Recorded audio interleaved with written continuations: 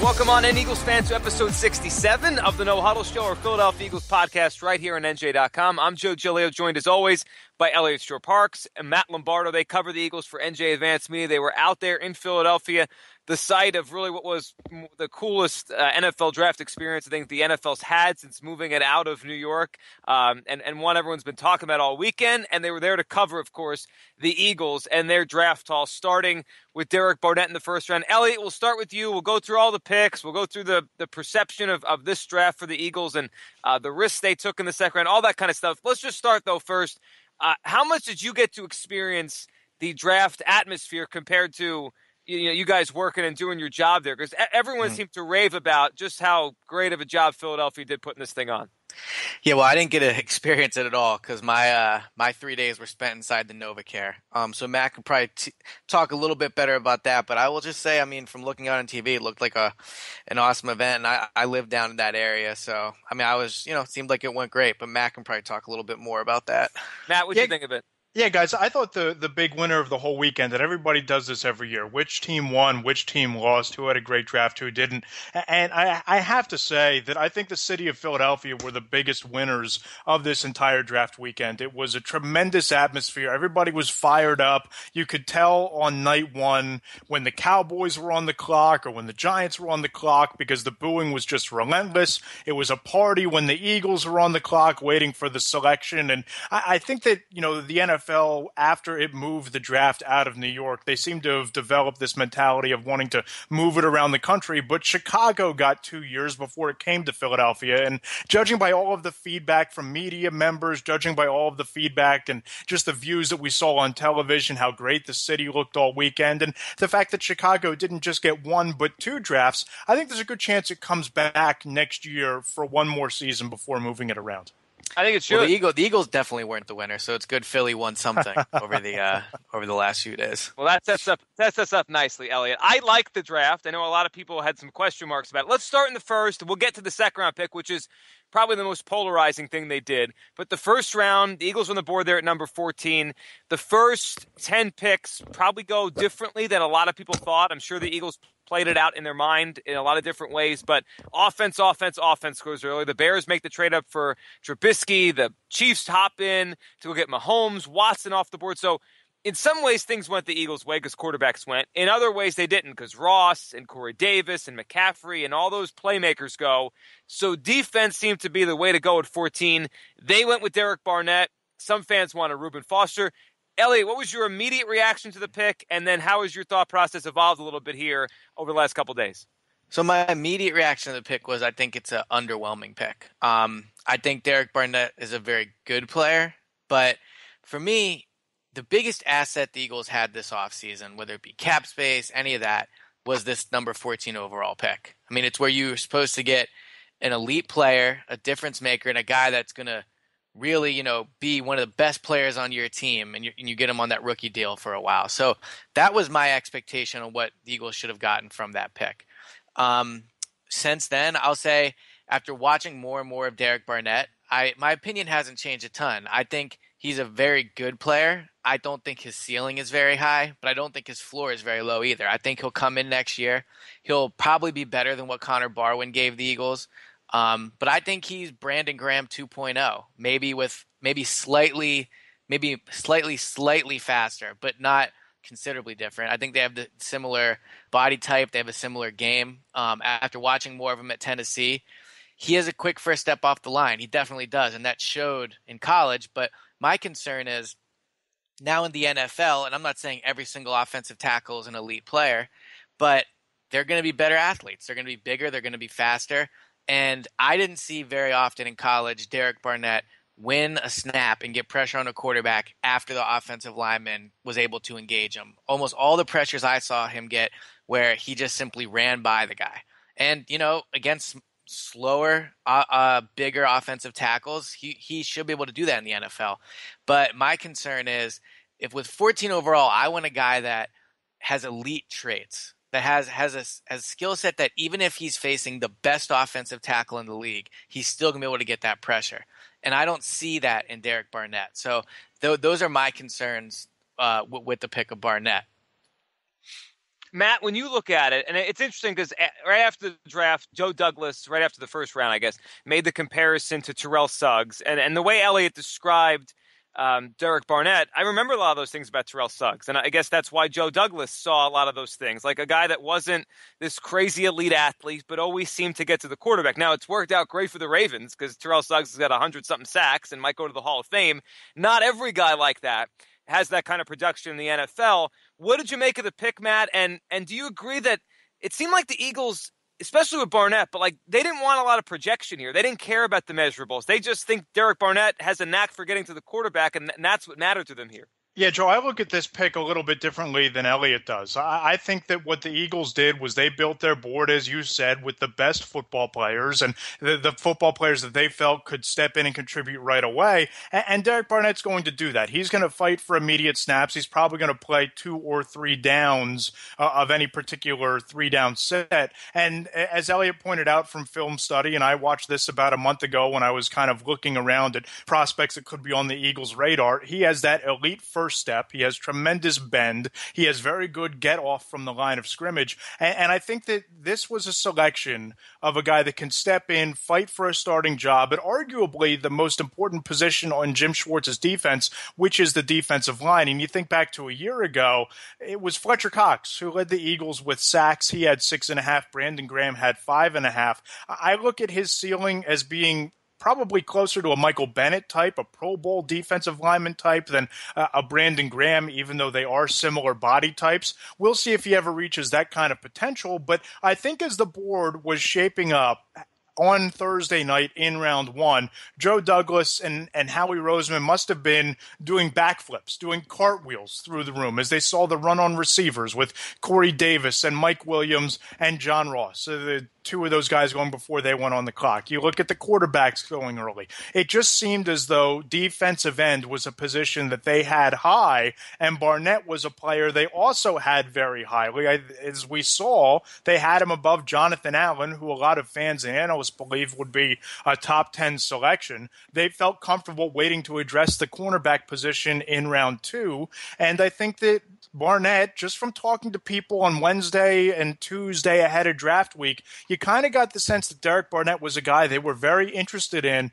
and was hoping that he would fall their way close to the number 14 spot. That's what wound up happening. Now, whether or not he ever winds up being a Pro Bowl caliber player or not, we're not going to know that for at least a year, maybe 2 or 3. But I like the pick. I think it fills a need, and I think it is a tremendous help and a trickle-down effect for the entire defense. I just don't see any elite qualities in Derek Barnett besides his quick first step. And I'm not saying that is something that should be looked over, but if you look at last year, Pro Football Focus had he had the 3rd most in terms of just getting pressures from the outside, which is basically just, running by people around the edge. He was 3rd. But when it came to bull rushing guys, he was 98th. When it came to getting pressure off of the inside, which is, engaging and then spinning, then he was 32nd. I mean, I agree. Defensive end is an important position, but with a 14th overall pick, I think you could have gotten a better prospect than Derek Barnett. I mean, there were better guys on the board. Jonathan Allen,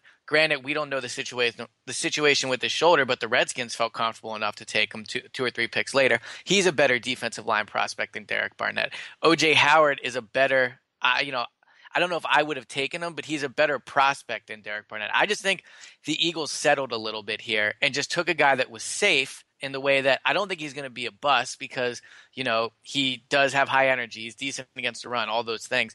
But I don't know if I see an elite player in Derek Barnett. Well, I think you talk about that elite first step, and that's one of the most important aspects of any defensive end is that first step, that first burst, the explosiveness. And we'll see. Is he going to be able to be dominant against some of the top left or right tackles in the game? That's the big if. But obviously, as the Eagles built their board, they had him above Marlon Humphrey. They had him above O.J. Howard. They had him above Garyon Conley after the Conley allegations came out, clearly, because they chose him over those guys. So I think that Barnett, and again, just from talking to people in the last couple of days before the draft, he was a guy that the Eagles were high on, several teams were high on, and if the Eagles take Jonathan Allen, who's to say the Redskins don't wind up taking Derek Barnett? So I think that in the grand scheme of things, the Eagles came away with probably the number 3 rated defensive end in this class. And you think of Jim Schwartz's defense. Listen, we all know he doesn't blitz. We all know the Eagles corners gave up more yardage on the outside than any team in the NFL last season. So you need that pass rush help. He's a guy that steps in and should contribute in that vein immediately. So, Eliot, you mentioned a little bit ago about, the one thing he does well, and then maybe he's not the greatest athlete in the world and worrying about him at the next level. I look at the whole Eagles draft, and we'll get to the second round pick in just a second here. But all right, so Barnett broke Reggie White's sack record, which is going to be talked about forever because, of course, it's Reggie White. Sidney Jones, who we will touch on, didn't allow a touchdown last year. The third round pick, Douglas, the corner out of West Virginia, had 8 interceptions. Do you think this is the new way? Like, is this Joe Douglas's fingerprints that they are gonna go after college production now rather than a really good athlete that they think is about to become a really good football player? Do you think that might be something that's going to be a theme for the Eagles moving forward in drafts? That's tough. And I mean, if it is, I don't know if it should be. I mean, again, not to harp on the word elite, but for me, when I'm looking at draft picks, I'm looking at elite characteristics, elite traits. So, Donnell Pumphrey, a guy who sent all types of records at San Diego State. I don't know how he translates. Derek Barnett, I've already talked about. So if the Eagles are going to go the route of simply just doing production over potential, I mean, it's something Howie touched on. He said, look, when guys have success early on in their life, they tend to continue to have it. I mean, I'm guessing he did a study on that. I don't know how completely true that is, but that's what he said. So, I mean, in that vein, I mean, yeah, I guess it's not the worst thing in the world to draft a guy that had all those sacks in college, but there's been tons of players. I mean, Michael Sam a few years ago, I mean, he was one of the best defensive end in the SEC, had tons of sacks. Tons of sacks. He was, picked late and proved not to do much. There's been a lot of guys that have put up numbers in college and haven't actually translated anything. So if this is the new Eagles motto, where they're going to do things, I would be nervous about it if I was a fan. But, I'm happy you mentioned Joe Douglas, because when I think about this draft, and I think about, what do I think of the players? How do I think they did? If Joe Douglas isn't a part of this draft, I think I look at it a lot different. And I'm not saying Joe Douglas completely deserves the benefit of the doubt, but if Howie Roseman makes these picks, I think you can point to a lot of the buzz he's had and look at a lot of the reasons to be concerned about it. But one reason I am giving Derek Barnett the benefit of the doubt is maybe Joe Douglas is right. I think he deserves, at least at the beginning, some benefit of the doubt. He comes to the Eagles, well thought of around the league. So we'll see if he pulled it off. I'm just hesitant about some of the picks that they've made. Yeah, and I think that's fair. And I think that the more this plays out, if they draft good football players and they play well here, Douglas will get the benefit of that even more. All right, the one player, and he's been the talk of Eagles fans, I think, for a couple days now, that will probably be the pivot man in this draft, Matt, as we look forward. Because I think we all agree Barnett is going to be at least a pretty good player, if not a really good player. So they're going to get some production there out of the first-round pick. But the second-round pick, it feels boom or bust. Sidney Jones was a top 15-ish talent in this entire draft, gets hurt with the Achilles injury in February. No one knew what would happen to him. He's sitting there at 43 when the Eagles are on the board. They take him. And look, if I told you in February, Matt, the Eagles would land Sidney Jones and Derek Barnett, I think you would have said, how did they pull that off? They did it. We know how they pulled it off. What did you think when the pick came in, and did you think they should have went in a different direction? Risk versus reward. What are your thoughts on Sidney Jones here? Yeah, Joe, I've written about this a couple of times. Prior to the injury, I had Sidney Jones as the number 2 cornerback behind Marshawn Lattimore, and the difference was fairly slight. I didn't think that Lattimore was leaps and bounds ahead of Sidney Jones. And you look at his game, he has elite ball skills. He has the fluid hips that you look for in a cornerback that somebody like Jalen Mills doesn't necessarily have, that we all saw in Nolan Carroll's game that he didn't have. And as you pointed out earlier in the podcast, didn't give up a touchdown last year. So Sidney Jones, when fully healthy, is an elite cornerback in this league. He has the potential to develop into that type of a player, but the great unknown here is the Achilles injury. And we've seen players come back from Achilles injuries, no problem. Steve Smith Sr. last year had the torn Achilles in 2015, bounces back, big production last year with the Baltimore Ravens and burnt the Eagles in that game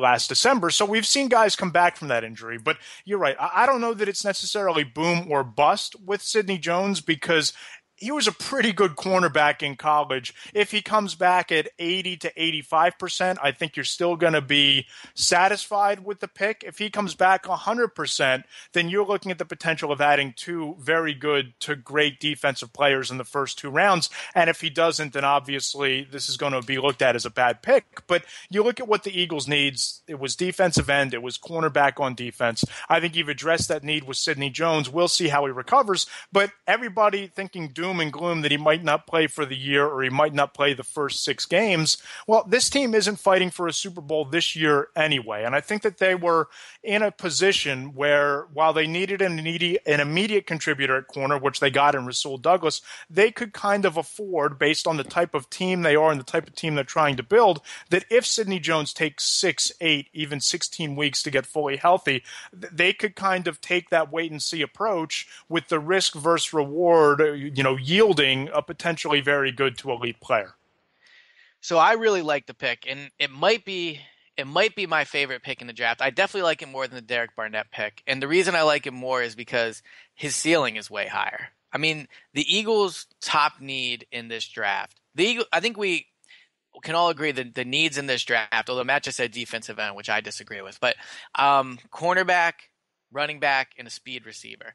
So if you look at the draft in terms of those 3 needs, I mean, I think meant defensively, on the defensive side of the ball. Well, so I think Sidney Jones has the highest ceiling of any player that they drafted. Obviously, the injury thing is a risk, and I'll credit Bleeding Green Nation here. I read an article on their site this morning, and it cited like the last 10 guys that have had a medical redshirt year in the NFL. Now, granted, none of them were drafted as high as Sidney Jones, but none of them have panned out to do much. You look at Jalen Smith, it's only been 1 year. We'll see how he goes. So clearly there are some risk. There's some risk here, but I like it. I think, the Eagles situation at cornerback was desperate enough where they needed to take some risks. I actually like this pick more than the one of Rasul Douglas, who's going to play right away. So I think when healthy, and that's really all we can talk about him as, his skill is he's great playing up at the line in man coverage. That's exactly what the Eagles do. Clearly, if he comes back and speed is, his game wasn't so much predicated on speed, but it did benefit his game, obviously. I think if he comes back, he's a half second slower. That could be a problem, but I do think he's good enough in coverage, close to line of scrimmage that, I don't think it'll be a huge problem. If I were the Eagles, I would have traded up there and gotten my boy Dalvin Cook. I mean, he was only a few picks ahead. Jeff McClain's reported sense that if they would have just given up one of their 4th-round picks, they could have done it. They could have had him on the roster. And then I think this draft looks a lot different because you're talking about an instant impact player in the 2nd round and an instant impact player in the 1st round. Now, granted, I think Dalvin Cook's ceiling is higher, but you're still getting instant impact out of both players. So I would have done that, but now that they have Jones, I like the pick, and I think it's a risk worth taking. Let's go off that for a second, that report and that rumor that was out there about the Cook thing, because that was the most interesting thing as the board was shaking out, Matt, at 43 in the 2nd round. Joe Mixon is still on the board, which there were some rumors and thoughts the Eagles could take Joe Mixon. Of course, Sidney Jones is on the board. The Eagles could have traded up maybe to go get Dalvin Cook. So the math there would have been, instead of Sidney Jones and either Matt Collins or Donnell Pumphrey, which we'll get to the rest of this draft in a couple minutes, or Dalvin Cook. Do you think the Eagles did the right thing by keeping their pick and a 4th rounder and taking those 2 players? Or are you with Eliot that if they could have traded up for Dalvin Cook, that would have been the way to go? Oh, I think you needed to come out with that high-impact corner. And I think that when you look at Sidney Jones, there's the injury risk that Eliot and I both spoke of here, but he has the chance to be an elite cornerback. You pair him with a potentially great to elite defensive end in Derek Barnett, and you've set your defense up for half a decade. So you still came away with Donnell Pumphrey, who I share the same concerns as Eliot does, that I don't quite know how his game translates offensively. I think he's a hybrid Darren Sproles, Wendell Smallwood back, although I love his speed and his ability to get to the outside and catch the ball out of the backfield and do all those things. The size is a little bit of a concern. So I'm okay with them standing pat and taking Sidney Jones, and maybe that's because I had Sidney Sidney Jones rated higher than some analysts did. But if they came away with Dalvin Cook, you wouldn't have heard any complaints or arguments from me in round 2 because you would have rounded out the offense, with Carson Wentz and with some key offseason additions. But I think they're going to have a chance in next year's draft to potentially come away with a good running back and maybe even in free agency. So I think that when you look at what they were able to do, getting Sidney Jones weighs out a little bit higher for me than winding up with Dalvin Cook. So as we go to the third round here, Eliot, Rasul Douglas, Matt just brought him up. I mean, the odds are just based on what they have, based on the fact that Sidney Jones, and we don't know when he's going to play. We don't know if it's a full medical red shirt. I mean, I've seen the things where his doctor says 4 to 6 months. It could be that short-term IR thing where he comes back in the middle of the season. We don't know, and we have to just kind of wait to see how his rehab goes. Rasul Douglas seems like he's going to be able to get on the field pretty quickly here. I mean, the Eagles needed a corner or two, so they have Jalen Mills, and I could foresee opening day in Washington, Jalen Mills and Rasul Douglas being the starting corners. Is that far-fetched, or do you think he could play that quickly? Well, if he plays that quickly, I don't think it's going to be a situation where he comes in and, he could, but at cornerback, you're not going to have to play that great in training camp to get on the field quickly. I mean, they have an obvious need there just in terms of bodies. I mean, Jalen Mills, we're all, basically writing in pen as one of the starters. And then Patrick Robinson is probably another starter. Ron Brooks, maybe. So, they do have some guys ahead of him on the depth chart, but they're going to want Rasul Douglas to play. And this is one of the reasons I don't like the pick is I just think the fit here was not great. I mean, Matt said you need an instant impact corner, and they do in the long run. That's why I like the Sidney Jones thing. But they also needed someone to play right now. And Rasul Douglas, to me, is not ready to come in and play on this defense. At West Virginia, they played a ton of zone. So he was lining up 8-9 yards, away from the receiver at the line of scrimmage. And the reason he did that, or at least, it fit the scheme, but also he does not have elite speed. He's not a fast guy. So, if he's at the line of scrimmage and he gets beat, he doesn't have the recovery speed to make up for it. Now, with the Eagles, they do play some zone, but they play the majority man. I mean, they line their cornerbacks right up on the line of scrimmage with those guys. They ask him to be physical. And if maybe in 2 years, a year, he's ready to do something like that. But I'm a little worried, if I'm the Eagles, about throwing him into the fire in a new defensive scheme where he's not that fast. He's facing better NFL athletes. So I think, this to me was, if you're going to draft a guy in the third round, and I'm not saying they did it with this in mind, but if you're going to add a cornerback that you want to help you this year, I'm not sure I see how Rasul Douglas does that. I think that the Rasul Douglas pick, Eliot and Joe, was kind of that insurance policy against Sidney Jones. It's somebody that can be on the field week 1 playing cornerback, and eventually you're going to have. See, but I don't think he can be on the field week 1. That's what I'm saying. I think he beats out Robinson or Brooks. It's not like you're lining up in training camp with your starting cornerbacks being Asante Samuel in his prime and Darrelle Revis in his prime and Patrick Peterson. So I think there's an opportunity for him to play. But just when you look at the guys that went, let's say, towards the end of round 3, James Conner, the running back out of Pitt, is probably the only guy that I would consider taking ahead of Rasul Douglas. You look at the guys who went in the first 6 or 7 picks of round 4, D.D. Westbrook is somebody skill set wise, talent wise, I'd consider, but those off the field concerns and those allegations and that legal trouble that he's in, I would have no interest in having him on my board. Samaje Perine, the running back out of Oklahoma, you can make an argument you would like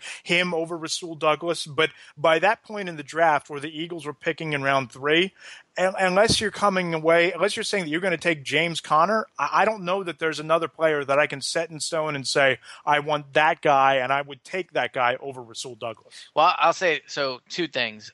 First, I watched Rasul Douglas versus Oklahoma this morning, and D.D. Westbrook dusted Rasul Douglas. So, there's no doubt he's a tremendous player.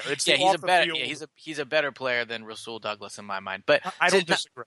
Yeah, not to sidetrack, but one theme I think here before we move on to the other picks is the Eagles clearly prioritized not just production but character over potential players here. I mean, Chip Kelly got ripped all the time because, saying culture beats, scheme or whatever it was. So, the emphasis he put on good guys in the locker room, and players said, and fans always said, don't worry about that. Get the best guy. Well, the Eagles passed on a lot of good players, better players than they drafted, better prospects at least. I mean, Reuben Foster, They could have had him at 14. He would have been a much better pick than Derek Barnett in my mind. Dalvin Cook, we just talked about that. I think he's a better prospect. He's not a better prospect than Sidney Jones, but because of the injury thing, you could have made an argument there. They passed on him. And now I don't know if D.D. Westbrook was on their board or not. Joe Mixon was on their board. I mean, despite what Howie says. So right. D.D. Westbrook, the player I'm drafting, it's twice arrested on domestic assault. The details of those charges. That's why he's not on my board. But I see the point you're making. They almost reverted back to the culture versus scheme argument that Chip Kelly had made. And it's not. And to me, this was funny. How he steps to the podium and he says, there's a certain character level you have to play for this team. Well, you traded for Dorial Green-Beckham last year. Nigel Bradham got arrested twice.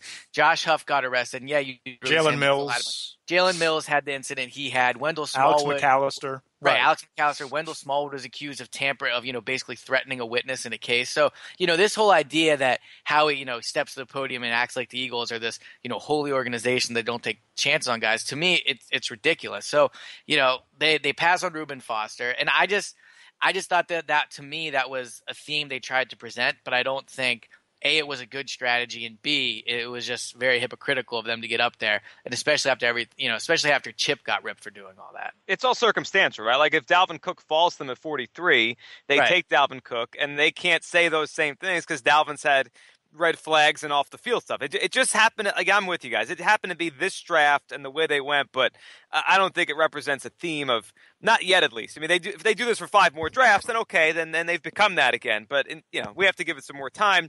And ultimately, they have to draft good football players, and they know that. And if they did in this draft, then the character thing will probably take on a bigger life than it even is right now. All right, let's move on to we could kind of put these 3 together, and we could talk about them as a group and then individually as well. But so after they go defense, they go Barnett, they go with the 2 corners, Sidney Jones, and then, of course, Rasul Douglas with the first 3 picks.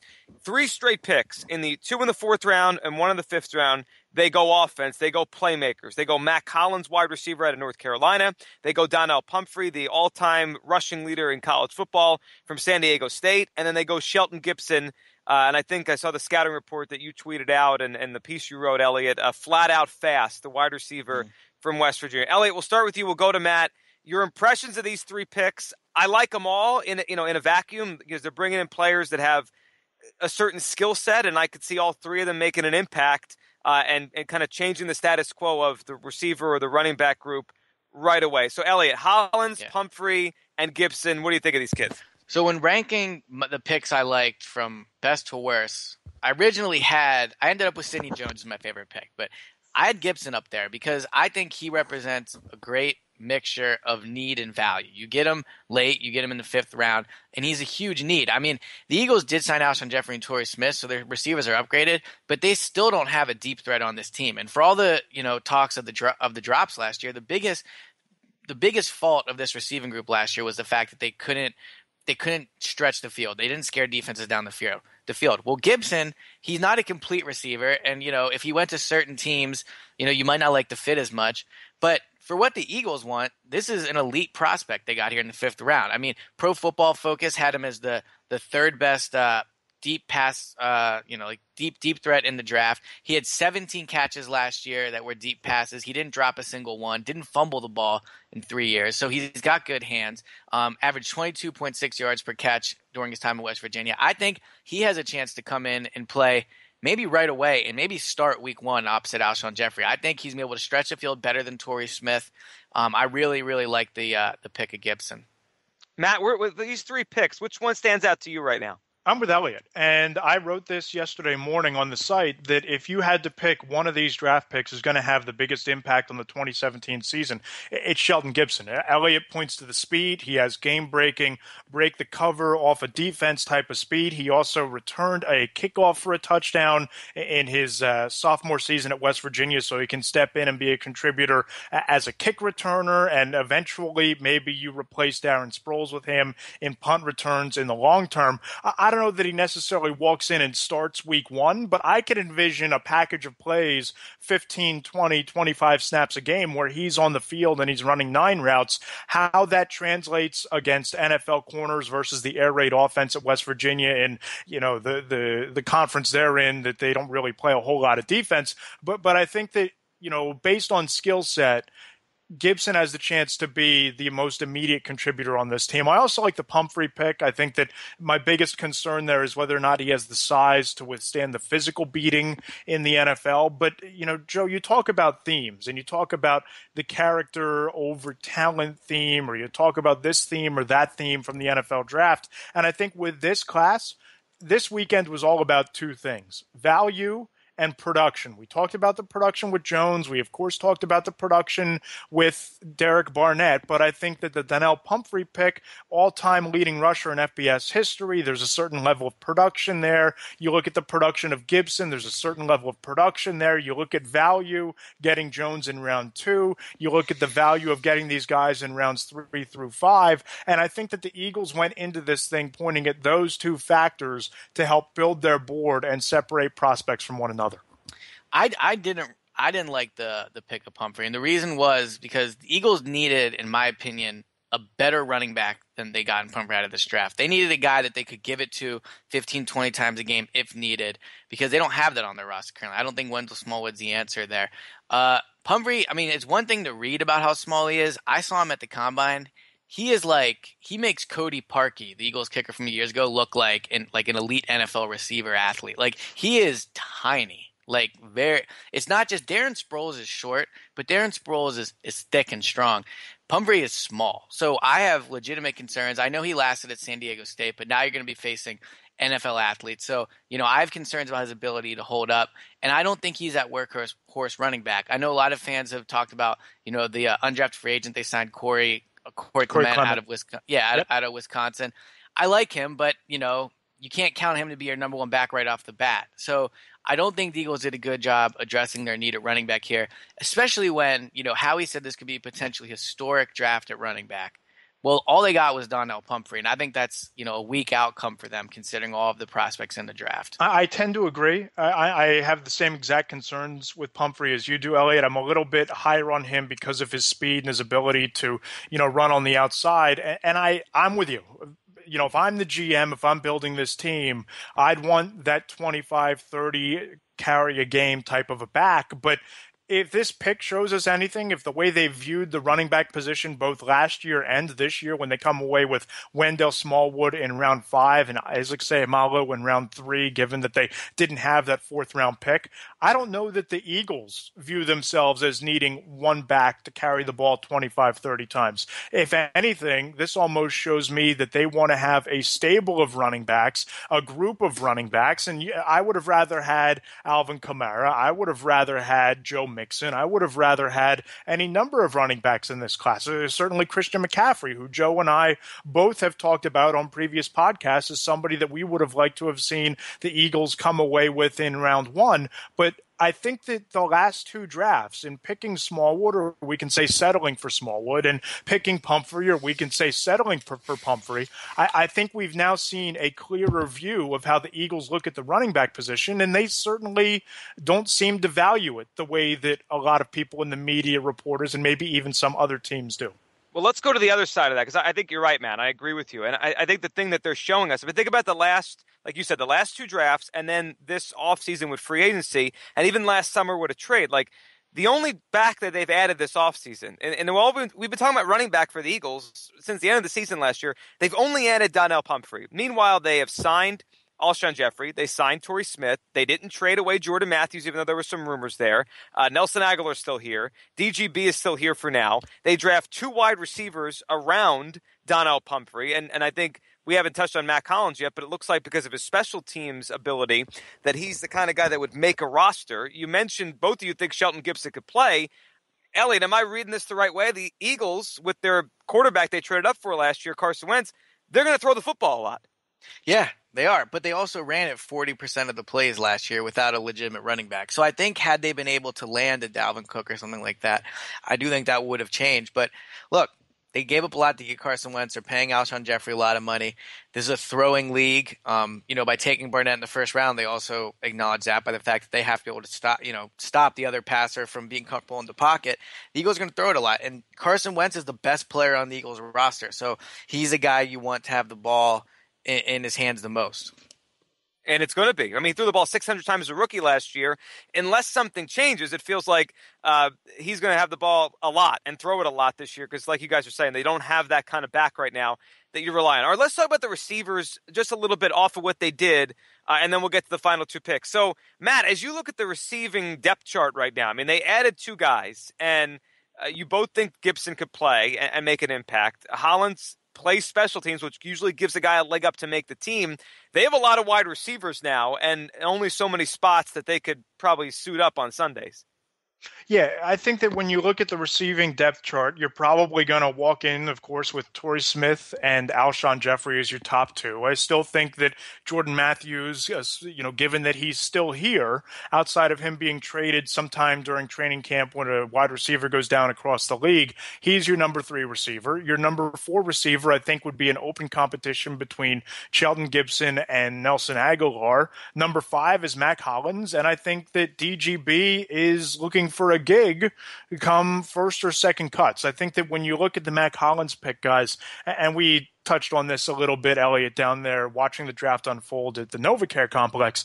He's a guy that's going to make Dave Phipp very happy. He's a guy that can be a downfield blocker in the run game, and I think that he's somebody that is going to be active on game days. I think that as a special teams contributor, he's going to dress, and I think that they might have a package of plays where he's in there to kind of fill that run-blocking wide receiver role. So if there's somebody that needs to be looking over their shoulder after this year's draft, guys, I think it's 2 players. I think it's Nelson Aguilar, and I think it's Dorial Green-Beckham. Are you with that, Eliot? Is DGB's time over with the Eagles? Yeah, DGB is gone, and I think that's the right decision for the Eagles. I don't know if Aguilar so much looking over his shoulders just because of the financial ramifications. I mean, his playing time could be increased. If you want to say Bryce Treggs is a risk, but I mean, I don't even, he wasn't going to make the roster. So, but I do think that Gibson will replace him. But yeah, I mean, DGB came in last year. He was a bust almost in every way. Didn't bring much in the red zone. I think that proved to be a bad trade for Howie. I would be shocked if he made the roster this year. Yeah, I would be too. It feels like this thing that they've completely changed this wide receiver room in the matter of a couple months here. So the final two picks, and then we'll kind of touch on the big picture of where the Eagles are now and expectations and what this draft did. But final two picks here, Eliot, they grabbed the safety / linebacker, the kid that played some safety at Nebraska, but seems like he played linebacker for the Eagles in Nathan Gary, and then Elijah Qualls, the defensive tackle out of Washington. And they're both interesting to me. I mean, Qualls, it seems like there's an avenue, even though he's the last pick they made, for him to get playing time because of the injury to Bo Allen, and everyone seems to be excited when they watch highlights of the kid out of Nebraska. What'd you make of the final two picks? Yeah, Qualls is a pick that because of the Bo Allen injury, he could get on the field pretty quickly. I mean, he's a guy that I think he was ranked a lot higher than the 6th round, kind of fell there because of his size, but the Eagles don't need him to rush the passer. They're just going to need him to come in and help against the run, and he's 313 pounds, just over 6 feet, so he's a huge body to plug in there. Tim Jernigan is good against the run, but I think he's more of a pass rusher, so I could see Qualls getting on the field in those certain situations. But if Bo Allen, it never gets hurt, I don't know if they make this pick, but I'll also say Bo Allen is a free agent after this upcoming offseason. So I think this is potentially Bo Allen's replacement both next season and for the future. The pick of Gary, I like that pick. I think he's going to be a hybrid type player for them. The Eagles don't have a player like him on their roster right now. He's really good up against the line of scrimmage. The reason he fell as far as he did, he was a very productive player in college. I think he had 14 interceptions in 4 years. So he was decent against the pass, but he doesn't have the type of speed to go from sideline to sideline in the NFL. So he wasn't going to make sense for the Eagles at safety, but at a linebacker, I could picture him, being up at the line of scrimmage, blitzing. He'll be able to cover tight ends. He's not fast enough to cover receivers, but he should be able to cover tight ends. So I like this pick. This was my 3rd favorite pick that they made in the draft. Matt, when you look at these final two picks, Gary and Qualls, the defensive tackle out of Washington, it's weird because usually you get to the end and you're like, we'll see if they're ever going to make the team. Both these kids, especially the last one, like you could foresee an avenue where they're on the roster here. Yeah, Joe, I was tempted when I put together my story on Shelton Gibson as being the prospect to have the biggest impact in 2017. I was tempted to put Qualls in that role because, as Elliot pointed out, Bo Allen starting the season on the PUP list with the pectoral injury that he suffered last month. This is a kid who's going to be replacing Bo Allen in the defensive line rotation in situations to stop the run. And I think that if we're looking at the biggest winners and biggest losers from this draft weekend for the Eagles, Bo Allen has to be one of the bigger losers because he's a guy that prior to even suffering his injury, he was in contract extension talks. He was in the conversation to sign a long-term deal with the Eagles before they traded for Tim Jernigan with the Ravens. Obviously, no deal was struck, and I think the Eagles went into this draft and they came away with a replacement for Bo Allen. I do think that Qualls will step on the field right away. I like him against the run, and I think that they found a pretty good football player here. And if they can develop him, if they can get him into a weight room and continue to boost his frame and get him in this system, I could almost foresee a scenario where if the Eagles are unable to re-sign Tim Jernigan, if they're unable to bring him back after this year, and they wind up using the franchise tag on Alshon Jeffrey because they can't come to terms on a long-term agreement with him, guys, I don't think it's a stretch to say that in 2018 there's a possibility that Qualls and Fletcher Cox are your two starting defensive tackles. Well, if it happens, that means they hit a 6th-round pick out of the park. I mean, it could be some circumstance, like you said, with the contracts, but it means the kid could play. And if they start him, this draft would look even better than maybe some people think it does now. All right, let's push this thing forward now. So the Eagles draft is over. We know what they did. We know what they did in free agency. For all intents and purposes, outside of maybe one little surprise move here or there, I know there's been some talk of maybe resurfacing those Jamal Charles rumors to come in and play running. But outside of something like that, the Eagles' offseason is pretty much done. I don't think I would be kind of surprised if, Kelsey's not here now because he made it to the draft. Jordan Matthews, too. It feels like this is the team for the most part, Elliot. Did they do enough this offseason? And what did you think of how they put this thing together when you add free agency now to the draft? Mm-hmm. Well, they're better at receiver. I don't know if they're better long-term. Because of the 1-year deal with Alshon and because Torrey Smith isn't really a long-term solution. I like Shelton Gibson, but if you're, saying your best receiver in the long term is him in terms of your best options, that's kind of not great because he's a 5th-round pick. They didn't really get a long-term solution at running back. The fact they even hinted at bringing Ryan Matthews back has to be incredibly disturbing if you're an Eagles fan to hear. I mean, you can't bring him back as your number one running back. I do think they're better along the defensive line. So I think they've improved there. The cornerback situation's still a mess. The Sidney Jones thing, I like it. It's a bit of a wild card, but cornerback, they were really bad last year, so it's hard to say they're worse, but I don't think they're considerably better. Safety position, they're the same. Offensive line, I think they're probably the same. So, or maybe a little better, depending what they do with Jason Kelsey. But so I think when you look at the Eagles, I think they were going to improve next year just because I think Wentz will be better. When I did my first, 16-game prediction, I had him at 9-7. The draft didn't move anything to me for that. But yeah, I think, they're an 8-8, 9-7 team. And if, we all kind of agreed that the three needs were stud receiver for Carson Wentz in the long term, a running back and a cornerback, I think their goal of meeting those three needs were, pretty underwhelming. Matt, how do you look at it? When you add it all together, the offseason as a whole, free agency draft, did they do enough? Did they check off all the boxes, or are they still incomplete here?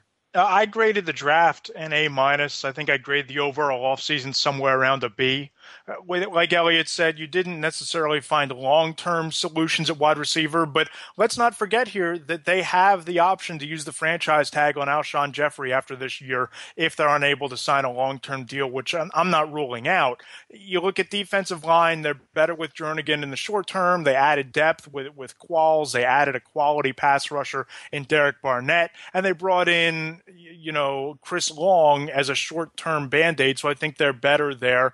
Cornerback, it comes down to Sidney Jones. It really does, because I don't look at Patrick Robinson and Ron Brooks as being anything approaching even or definitely not better than what you walked into last year with Nolan Carroll and Leotis McKelvin as your two starters. And Jalen Mills needs to take a step forward this year for them to be all that improved there. So I think that they got better. I think this weekend during the draft, they added talent. They addressed needs. Now we just have to see how many of these kids pan out.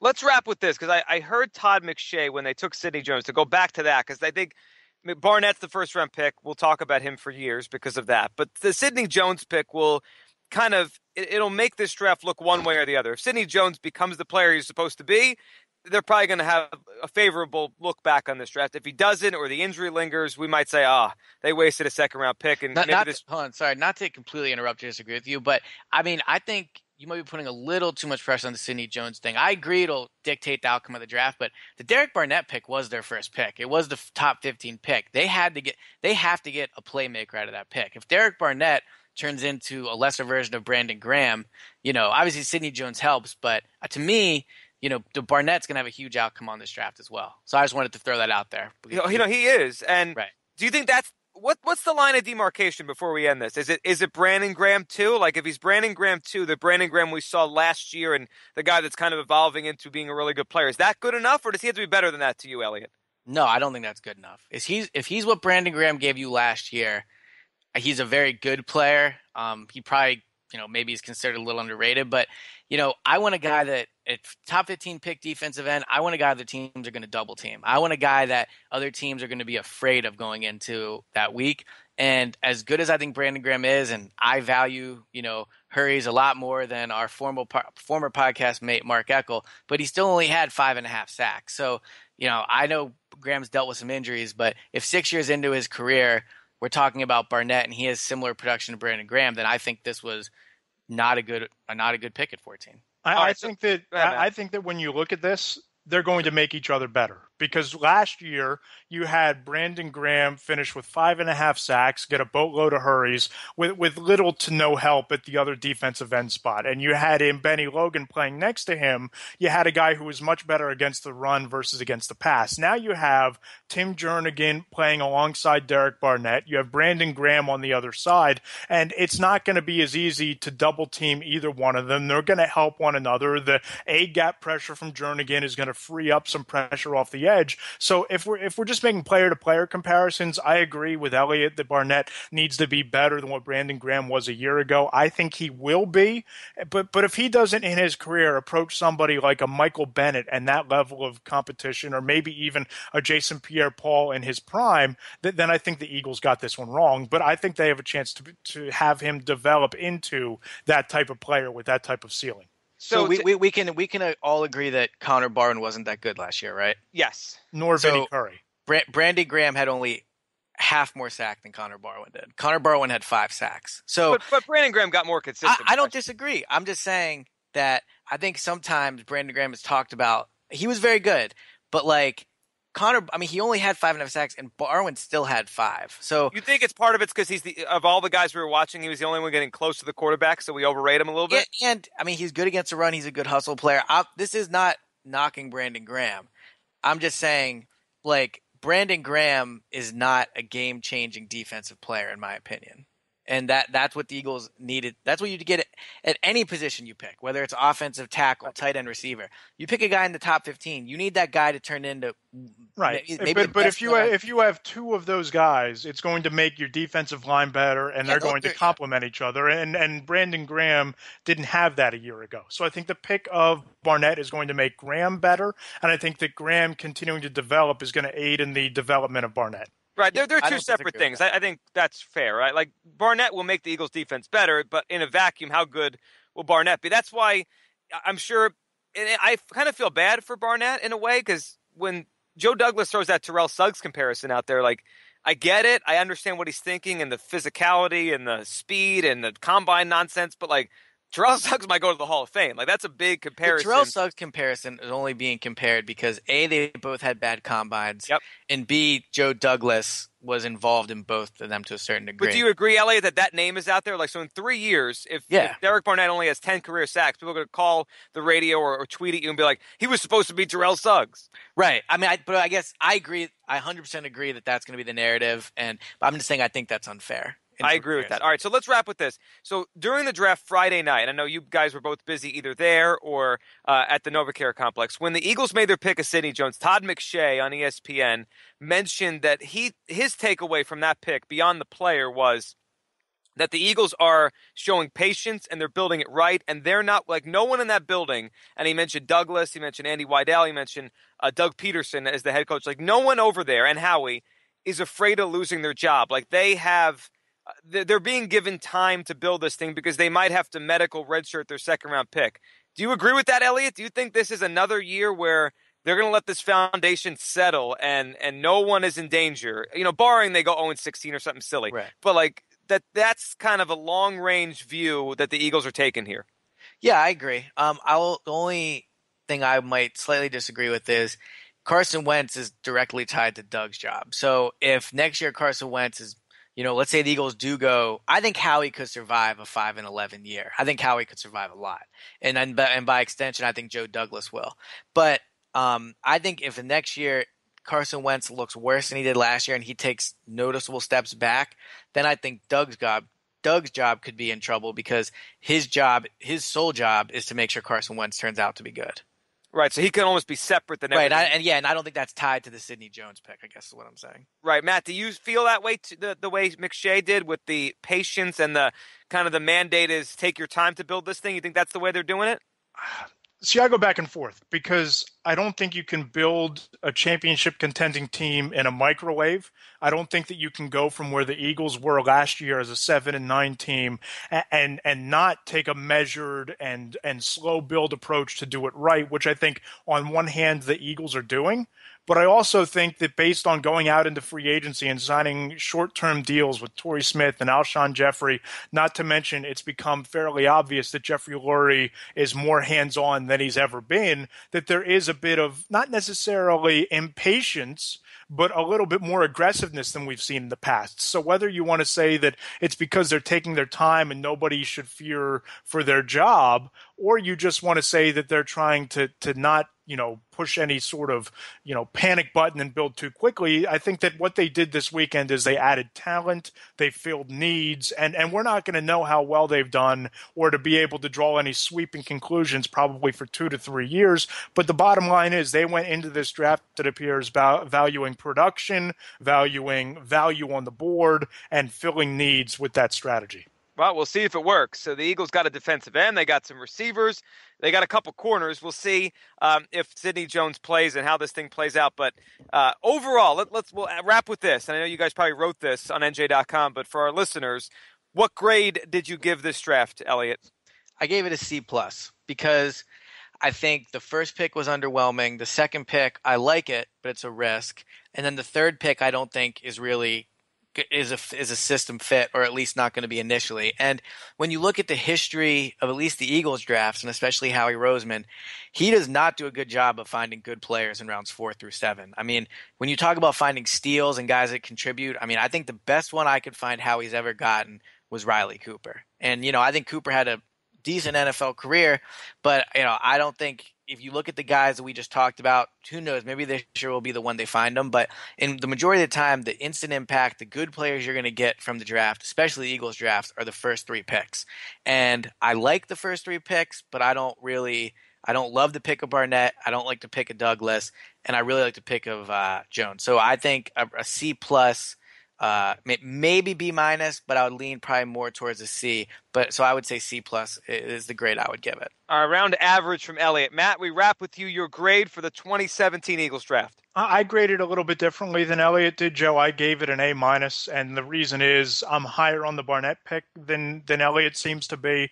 I like Sidney Jones a lot more than a lot of other people do. And if you had asked me on draft day morning, if you told me the Eagles would come away in whatever order, a defensive end who's potential is to start and contribute it immediately, and 2 cornerbacks, one of which is Sidney Jones and one of which is somebody who's going to commit immediately, I'd say that, they knocked it out of the park. Now, whether or not Rasul Douglas lives up to, what some people project him to be, whether he fights for a starting job, who knows? Whatever they get from the middle round wide receivers has yet to be seen. But I just think that the fact that they didn't seem to reach on any of these picks, that they seemed to follow the value board and they came away with potentially 2 top 15 talents, I'm not sure outside of adding a Dalvin Cook or a Joe Mixon what they could have done differently or better. So I give it an A-, but we'll see how it shakes out.